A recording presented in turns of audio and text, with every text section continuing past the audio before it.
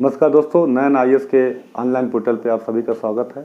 आज का जो हमारा इतिहास की सीरीज का जो टॉपिक है, जो चल रहा है, जो सभी एग्जामों के लिए, चाहे यूपीएससी दे, यूपी पीसीएस दे, कोई भी एग्जाम दे, ये एक ऐसा टॉपिक है जहाँ से क्वेश्चन आता ही आते हैं, चाहे मेंस हो, चाहे प्री हो। मतलब इतिहास का एक बहुत महत्वपूर्ण टॉपिक है कि मराठे, जो कहा जाता है कि मुगल काल में सबसे मजबूत क्षेत्रीय शक्ति के रूप में उभरे थे, वो अचानक पराजित कैसे हुए, क्यों, क्या मुद्दा हुआ, ये क्या था, इस संदर्भ को समझने की हम कोशिश करेंगे। और क्या क्या कैसे कौन कौन से युद्ध हुए, क्या हुआ, इस वीडियो में जानने की हम कोशिश करेंगे। तो हमारा आज का टॉपिक होगा दोस्तों, एंग्लो मराठा वार। एंग्लो मराठा वार, या इसको समझने के लिए हम देखें, अगर ये 3 जगह कंपनी थी, बंगाल, मद्रास और मुंबई। 3 जगह कंपनी थी, मद्रास, बंबई और बंगाल। अगर हम बात करें, हम देखते हैं कि मद्रास में भी कंपनी की स्थिति अच्छी हो रही थी। आपको पिछले वीडियो में हमने बताया कि बंगाल में भी कंपनी की पोजीशन अच्छी थी और 1765 तक कंपनी यहाँ पे दीवानी और फौजदारी का अधिकार ले चुकी थी। लेकिन अभी भी बंबई में यहाँ पे कंपनी अभी भी कुछ नहीं कर पा रही थी, क्योंकि मराठे काफ़ी मजबूत थे। अभी भी कंपनी बंबई में कुछ भी नहीं कर पा रही थी, क्योंकि यहाँ पे अभी भी मराठे काफ़ी मजबूत थे। तो मुद्दा ये था कि क्या किया जाए, कैसे इस्टेब्लिश हो। इसी संदर्भ को यहाँ पे समझने की हम कोशिश करेंगे कि मराठे जैसा पावरफुल शक्ति, क्षेत्रीय शक्ति, कैसे ईस्ट इंडिया कंपनी के चंगुल में फंस गई। और ये कहा जाता है कि ये उम्मीद था कि औरंगजेब के बाद मराठे दिल्ली पे राज कर सकते हैं, ऐसा नहीं हुआ। तो क्या रीजन था, इसको हम यहाँ पे जानने की कोशिश करेंगे। अगर हम बात करें तो एंग्लो मराठा वार 3 हुए। पहला एंग्लो मराठा वार जो होता है, फर्स्ट आंग्ल मराठा युद्ध, फर्स्ट आंग्ल मराठा युद्ध या अंग्रेज मराठा युद्ध, जो भी कहिए, ये होता है 1775 से 1782 के बीच में। फर्स्ट एंग्लो मराठा वार होता है 1775 टू 1782। पहले हम देख लें क्या क्या संधि मुद्दे थे इसमें, जो हमारे एग्जाम पॉइंट व्यू से, फिर हम डिटेल चर्चा करते हैं। इसमें कुछ ट्रीटी हुआ 1775 में। जो क्वेश्चन पूछता, सूरत की ट्रीटी हुई, सूरत की संधि हुई। 1776 में पुरंदर की संधि हुई। 1779 में बड़गांव की संधि हुई।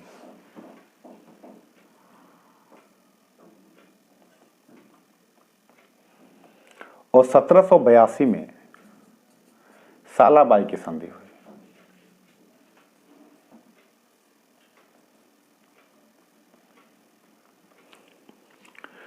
याद रखिएगा, आंग्ल मराठा युद्ध दोस्तों सूरत की संधि से चालू हुआ और सालाबाई की संधि से समाप्त हुआ। यह क्रम पूछता है। सबसे पहले याद रखिएगा सूरत की संधि, फिर पुरंदर की संधि, फिर बड़गांव की संधि, फिर सालाबाई की संधि हुई।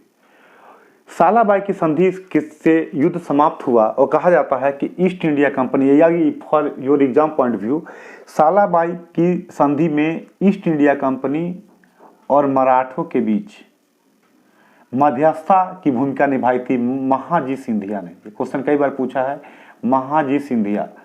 ईस्ट इंडिया कंपनी और मराठों के बीच में play as a role of mediator, वो थे महाजी सिंधिया ने निभाई थी। तो याद रखिएगा, प्रथम एंग्लो मराठा वार सूरत की संधि से चालू हुआ और सालाबाई की संधि से समाप्त हुआ, और इसमें मीडिएटर की भूमिका निभाने वाले थे महाजी सिंधिया। अब आते हैं, हम डिटेल देखते हैं क्या मुद्दा था, क्या कारण था।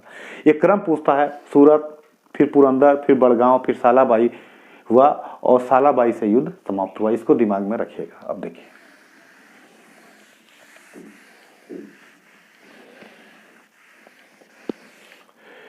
दोस्तों रीजन क्या था। अब आता है कारण क्या था। तो याद रखिएगा, मराठों का आंतरिक विवाद, मराठों का आंतरिक विवाद। अगर हम बात करें तो इनका जो सबसे बड़ा रीजन था वो था मराठों का आंतरिक विवाद। हुआ क्या था, पेशवा माधवराव के बनने के बाद और माधव नारायण राव की हत्या के बाद, जब पेशवा बना माधवराव नारायण,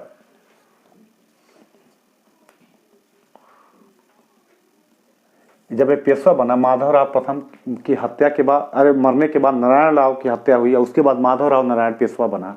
तो इसको पेशवा के पद को लेकर संघर्ष चालू हो गया। पेशवा के पद को लेकर संघर्ष चालू हो गया। पेशवा के पद को लेकर संघर्ष चालू हुआ दोस्तों। क्या था कि रघुनाथ राव, जो इसका चाचा था, रघुनाथ राव, जिसको इतिहास में रघुआ भी कहते हैं, वो खुद पेशवा बनना चाहता था। रघुनाथ राव खुद पेशवा बनना चाहता था। अब रघुनाथ राव पेशवा और दरबार के लोग सपोर्ट कर दिए इसको, तो ऐसे में रघुनाथ राव पेशवा बनने के लिए अंग्रेजों से, बंबई की अंग्रेजी गवर्नमेंट से सहायता मांगने चले गए।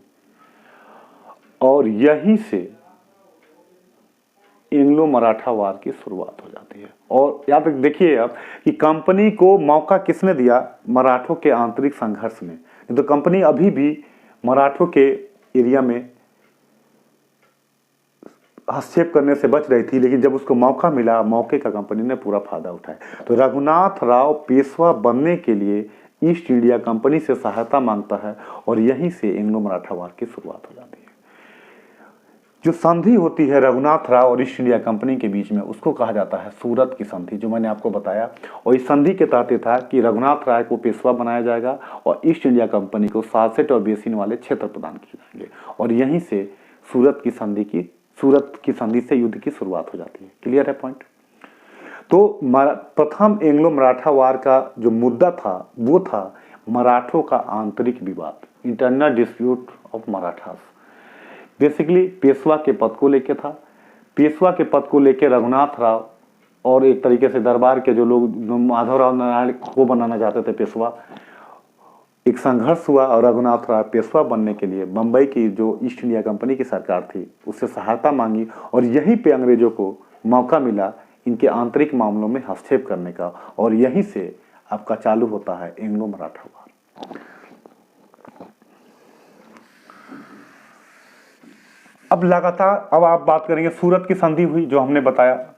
सूरत की संधि के बाद जैसे ही ये खबर, चूंकि कंपनी का बंगाल में इस्टेब्लिशमेंट हो रहा था, वारेन हेस्टिंग्स गवर्नर था, ये खबर पहुंचता है तो वो पुरंदर की संधि करता है और वो रोकने की बात करता है। लेकिन आगे ये खबर जब डायरेक्टरों के पास पहुंचती है तो युद्ध को चालू कर दिया जाता है। जब कंपनी हारने लगती है तो बड़गांव की संधि होती है। एक चीज और कंपनी क्या दिखेगा कि ये क्रम लगातार सूरत, पुरंदर और बड़गांव, जब कंपनी हारने लगती थी तो संधि कर लेती थी जिससे कि अपने को मजबूत किया जा सके। और इसी स्ट्रेटजी के साथ लगातार चलती रही। यह जो ट्रीटी हुआ ये कलकत्ता की जो सरकार थी अंग्रेजों की, वहां से हुआ। फिर भी इसकी बातों को नहीं माना गया, युद्ध समाप्त नहीं हुआ और बड़गांव की ट्रीटी का युद्ध चलता रहा।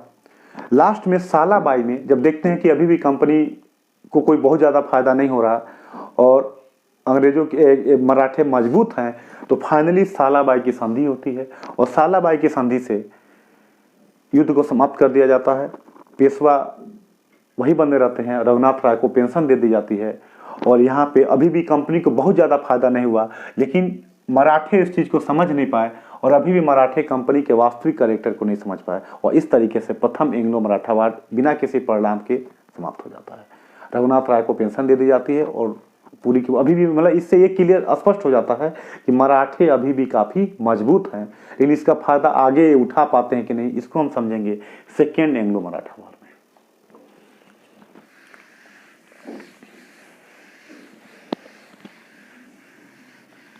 द्वितीय आंग्ल मराठा युद्ध, सेकेंड आंग्ल मराठा युद्ध, एंग्लो मराठा वार।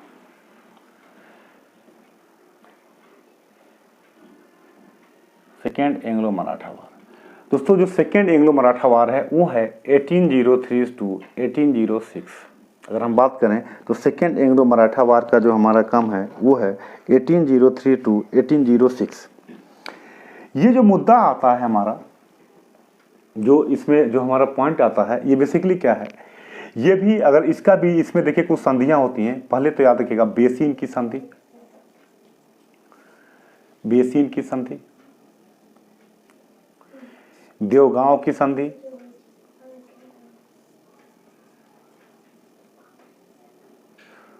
सूजी अर्जुन गांव की संधि,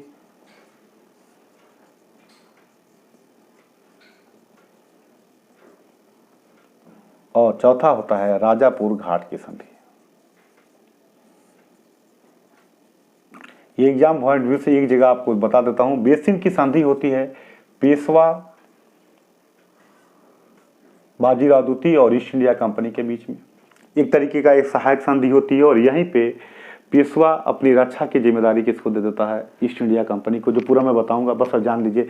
देवगांव की संधि होती है भोसले और ईस्ट इंडिया कंपनी के बीच। यहां भी भोसले एक तरीके से सहायक संधि थी। इसके बाद सूजी अर्जुन गांव की संधि होती है, वो होती है सिंधिया और ईस्ट इंडिया कंपनी के बीच में। और राजापुर घाट की संधि होती है होलकर और ईस्ट इंडिया कंपनी के बीच में। एंग्लो मराठा वार में अगर हम देखें तो बेसिन की संधि पेशवा और ईस्ट इंडिया कंपनी के बीच, देवगांव की संधि भोसले और ईस्ट इंडिया कंपनी के बीच, सूजी अर्जुन गांव की संधि सिंधिया और ईस्ट इंडिया कंपनी के बीच, राजापुर घाट की संधि होलकर और ईस्ट इंडिया कंपनी के बीच। ये पूरा का पूरा मुद्दा रहा। अब इसको हम समझेंगे क्या रीजन था, क्यों हुआ, क्या है, पूरा इसको समझने की कोशिश करेंगे।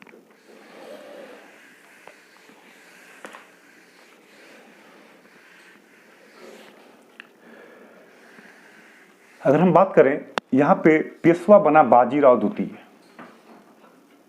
पेशवा बना बाजीराव द्वितीय मराठों का। बाजीराव द्वितीय योग्य व्यक्ति नहीं था, याद रखिएगा। पेशवा बना बाजीराव द्वितीय और बाजीराव द्वितीय एक योग्य व्यक्ति नहीं था। बाजीराव द्वितीय योग्य नहीं था तो इसके दरबार में गुटबाजी चालू हो गई। क्या चालू हो गई? गुटबाजी चालू हो गई। अब जब गुटबाजी चालू हुई तो दो लोग थे, एक था सिंधिया गुट था, एक था सिंधिया गुट जिसके थे दौलत राव सिंधिया, और एक था होलकर गुट जिसके थे जसवंत राव होलकर। ये दो गुट था, सिंधिया गुट और होलकर गुट। इन दोनों में आपस में संघर्ष था। अब मुद्दा ये फंसा कि ये बाजीराव द्वितीय क्या करता था, कभी इनको अपनी तरफ मिला लिया, कभी इनको अपनी तरफ मिला लिया और अपनी स्थिति को ऐसे मजबूत बनाया करता था। एक बार क्या हुआ कि ये दोनों लोग मिलके इसके छोटे भाई की हत्या कर दिए, छोटे भाई की हत्या कर दी, और इसी का बदला लेने के लिए जसवंत राव होलकर ने इन दोनों को पराजित कर दिया। जब इन दोनों को पराजित कर दिया तो बाजीराव द्वितीय अपनी रक्षा के लिए ईस्ट इंडिया कंपनी से सहायता मांगने चला गया। ईस्ट इंडिया कंपनी से सहायता मांगने चला गया, मतलब अपनी रक्षा के लिए बाजीराव द्वितीय ईस्ट इंडिया कंपनी से क्या करने गया? सहायता मांगने चला गया। और दोस्तों जब सहायता मांगने चला गया तो जाहिर सी बात है कि अब सहायता कौन मांगने गया? पेशवा मांगने गया। अभी तक प्रथम एंग्लो मराठा वार में कौन मांगने गया था? जो पेशवा बनना चाहता था, और यहाँ पेशवा खुद ही अपने रक्षा के लिए चला गया। और यहीं पे एक संधि होती है बेसिन की संधि, जिसको कहते हैं एक प्रकार की सहायक संधि थी। और जब ये इस संधि को एक्सेप्ट कर लेता है तो यही कि मराठों का भाग्य क्लियर हो जाता है। कहा जाता है कि बेसिन की संधि जो दो में हुई मराठों के भाग्य को क्लियर कर देती है कि मराठे भारत पे राज नहीं करेंगे। अब सहायक संधि क्या है थोड़ा सा जान लीजिए, यहां तक क्लियर हो गया कि तो अगर आपसे क्वेश्चन पूछता है कि सेकेंड एंग्लो मराठा वार का रीजन क्या था, तो वो था मराठों के बीच का आंतरिक विवाद। यहां पर भी वही मराठे अभी भी अपने को समझ नहीं पाए कि ईस्ट इंडिया कंपनी बंगाल में क्या कर दी, दक्षिण में क्या कर दी। अभी भी ये कहा जाता है कि एक तरीके से बाहरी दुनिया में क्या हो रहा है इनको कोई मतलब नहीं है। ये अभी भी अपने ही मामलों में दबे हुए थे, अपनी ही समस्याओं में, अपने ही आंतरिक विवाद में ग्रसित थे। और अगर ये मिलके लड़े होते तो शायद भाग्य कुछ और बदल गया होता, चीजें बदल चुकी होती, लेकिन ये इसके लिए तैयार नहीं हुए, ये इस चीज को समझ नहीं पाए। और पेशवा जो कहा जाता है कि एक अयोग्य व्यक्ति था उस समय की राजनीति के अनुसार, और ये एक सहायता किससे मांगने चला गया? ये सहायता मांगने चला गया ईस्ट इंडिया कंपनी से। और उस समय ईस्ट इंडिया कंपनी का गवर्नर था वेलेस्ली। थोड़ा सा मैं बता दूं फिर इसको आगे बढ़ाता हूं। यहां तक क्लियर है? अब आगे देखिए। तो सेकेंड एंग्लो मराठा वार का भी रीजन क्या था? मराठों के बीच का आंतरिक संघर्ष। अब देखिए थोड़ा सा यही जान लीजिए जिससे आपको समझ में आया कि बेसिन की संधि का बेसिकली क्या क्यों कहा जाता है कि संधि ने मराठों के भाग्य को क्लियर कर दिया। तो सबसे बड़ा मुद्दा ये आया दोस्तों कि वेलेजली उस समय वायसराय था, सॉरी गवर्नर था। और वेलेजली कहते हैं बहुत बड़ा साम्राज्यवादी व्यक्ति था। वेलेजली एक बहुत बड़ा साम्राज्यवादी व्यक्ति था। वेलेजली ने क्या किया कि सहायक संधि लाया। वेलेजली को भारत में सहायक संधि, सब्सिडरी अलायंस के लिए जाना जाता है। सब्सिडरी अलायंस के लिए जाना जाता है। वेलेजली ने सहायक संधि में क्या था कि जो इस संधि को इससे सहायक संधि करेगा उसकी विदेश नीति अंग्रेजों के अधीन होगी। मतलब वो किससे मिलता है किससे जुलता है अंग्रेज डिसाइड करेंगे। उसकी रक्षा का भार अंग्रेजों का होगा और उसके बदले जो देसी राज्य होंगे वो क्या करेंगे? पैसा देंगे। अब बताइए भारतीय पैसे पे अंग्रेजी सेना पलने लगी, दूसरा मुद्दा हुआ। और तीसरा पॉइंट, एक रेजिडेंट होगा जो दरबार में रहेगा, एक अंग्रेज रेजिडेंट होगा जो देखेगा प्रशासन चल रहा है कि नहीं चल रहा है। अब सोचिए इस प्रकार की संधि जो अलग से हम वीडियो में बताएंगे भी, अभी तो हमारा मेन टॉपिक है समझाने के लिए आपको बता रहे हैं कि इस प्रकार की संधि के जाल में बाजीराव दुती फंस गया और जो संधि हुई इसको कहा जाता है बेसिन की संधि। अब बेसिन की संधि के बाद मैंने कहा कि मराठों का भाग्य क्लियर हो गया कि मराठे भारत पे राज नहीं करेंगे। इसके पीछे का बेसिक रीजन यही है कि अब मराठे जब खुद ही अपनी रक्षा की जिम्मेदारी पेशवा किसको दे दिया? ईस्ट इंडिया कंपनी को। तो जाहिर सी बात है कि सेना किसकी मजबूत होगी? ईस्ट इंडिया कंपनी की। अब एक ऐसा कहा जाता है कि एक ऐसा बकरा जो कभी भी काटा जा सकता है, जिसका कोई लेना देना नहीं, और इस तरीके से पेशवा ने एक तरीके से अप्रत्यक्ष रूप से अंग्रेजों की अधीनता को स्वीकार कर लिया। अब दूसरा, अब देखिए अभी भी कहा जाता है कि जो इनके गुट थे जिसे भोसले, सिंधिया, होल आगे बने, ये मराठा संघ के रूप में थे लोग। कहा जाता है कि भोसले ये भी अंग्रेजों से लड़ा, अकेले लड़ा, ये भी पराजित हुआ और भोसले ने जो संधि की थी, क्रम भी यही है, बेसिन की संधि, उसके बाद देवगांव की संधि, उसके बाद सूजी अर्जुन गांव की संधि, उसके बाद राजापुर घाट की संधि। देखिए मैंने डेट इसलिए नहीं बताया कि वो याद होता नहीं है। तो चीजों को जितना आसान तरीके से पढ़ा जाए, चीजों को जितना सही तरीके से जिससे हमारे दिमाग में जाए, तो अपने आप चीजें आपको, जिसे कहते हैं लोग इतिहास में डेट याद करना पड़ता है, ऐसा कुछ नहीं है। घटनाओं को समझिए। अगर घटनाएं जैसे आपके जीवन में जैसे होती हैं वैसे ही घटनाओं को समझिए, तो अगर वो उस समय के परिदृश्य को आपको समझ में आ जाता है तो चीजें अपने आप स्पष्ट होने लगती हैं और बहुत ज्यादा दिक्कत नहीं आता। और फिर आपको एक बार अगर आपने अपने जीवन का कुछ समय दे दिया तो चीजें अपने आप स्पष्ट हो जाती हैं। तो कोशिश ये किया जाता है कि कॉन्सेप्ट को क्लियर करें। ये जो नया IAS का पोर्टल चालू हुआ है, ये इसी चीज को दिखाने के लिए, इसी चीज को लेकर चालू हुआ है, जिससे चीजें कम मेहनत में, मिनिमम इनपुट में मैक्सिमम आउटपुट आपको मिले और आसानी से आप जिस लक्ष्य को प्राप्त करना चाहते हैं उस लक्ष्य को प्राप्त कर सकें। इसी संदर्भ में भोसले, हम मुद्दे पे आते हैं। भोसले ने क्या किया? जब पराजित हो गया तो देवगांव की संधि हुई। देवगांव की संधि हुई, भोसले के साथ देवगांव की संधि। ये भी एक सहायक संधि थी और एक तरीके से भोसले भी अधीनता को स्वीकार कर लिया। सिंधिया वो भी लड़ा। इसके जस्ट बाद सिंधिया से हुई सूजी अर्जुन गांव की संधि। सूजी अर्जुन गांव की संधि, सूजी अर्जुन गांव की संधि हुई और इस संधि में सिंधिया ने भी अधीनता को स्वीकार कर लिया। आगे होलकर भी लड़ा, क्रम भी यही है। होलकर के साथ हुई राजापुर घाट की संधि, राजापुर घाट की संधि, और इस तरीके से इन तीनों लोगों ने अधीनता को स्वीकार कर लिया। और ये कहा जाता है कि भोसले, सिंधिया और होलकर और सेकेंड एंग्लो मराठा वार जो कहा जाता है, जो 1803 से 6 के बीच का दौर रहा, यह स्पष्ट हो गया कि अब मराठे भारत पे राज नहीं करेंगे। अब एक नाम मात्र की अधीनता शक्ति बनी हुई रही थी और जिसको फाइनली जो कहते हैं नाम मात्र का था 1817 से 18 जो थर्ड आंग्ल आपका मराठा युद्ध हुआ, तृतीय आंग्ल मराठा युद्ध,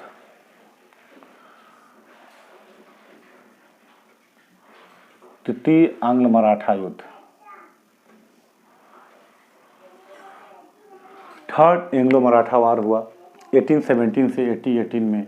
कहा जाता है कि इस समय हेस्टिंग, लॉर्ड हेस्टिंग जो था वह गवर्नर था भारत में अंग्रेजों का। हेस्टिंग एक साम्राज्यवादी व्यक्ति था और हेस्टिंग को भी लगता था कि अब इनका कोई मतलब नहीं है, अब धीरे धीरे एक पावरलेस हो ही चुके थे पहले से। और पेशवा को भी लगता था, इनको भी लगता था कि एक बार कोशिश की जाए, और अब इनको समझ में आ गया था कि हमने गलत कर लिया, अंग्रेजों की सुप्रीमेसी को समाप्त किया जाए।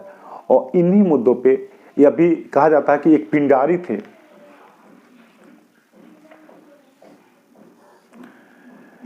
कहा जाता है कि पिंडारी एक लड़ाकू जाति थी।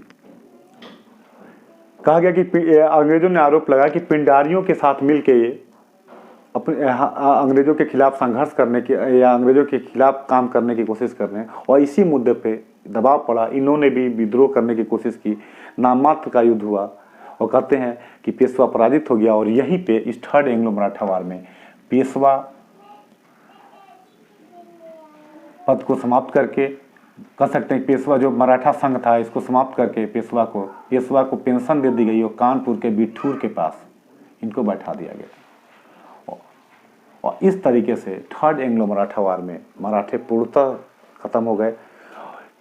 मराठा पेशवा को पेंशन देके कानपुर के पास बिठूर में रख दिया गया। और इस तरीके से मराठे भारतीय राजनीति से जो उम्मीद थी कि शायद जो सबसे बड़े क्षेत्रीय शक्ति के रूप में स्थापित होने वाले थे, अपने आंतरिक विवादों के कारण ये पराजित हो गए और अंग्रेजों ने एक तरीके से अपनी भूमिका को, अपनी वर्चस्वता को बना ली।